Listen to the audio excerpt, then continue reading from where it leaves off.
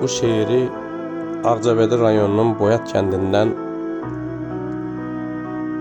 1994-cü il yanvarın 3-dən 4-ünə keçən gecə Pirabulağı istiqamətində gedən döyüşlərdə qəhrəmanlıq göstərən və bugünə qədər də hələ də bir məlumat ala bilmədiyimiz qəhrəmanımız Abbasov sahibin övladı Azərin dilindən yazıram bu şeiri.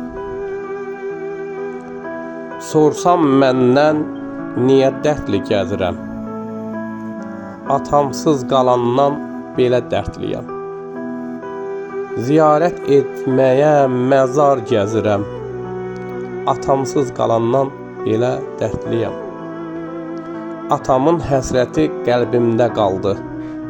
Anamın üzündə kədər iz saldı. Təsəllim qardaşım qisasını aldı.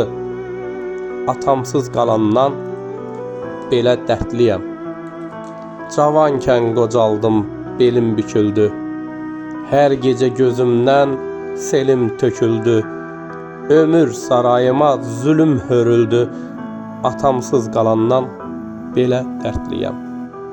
Atamsız yaşadım ömrümü yarı.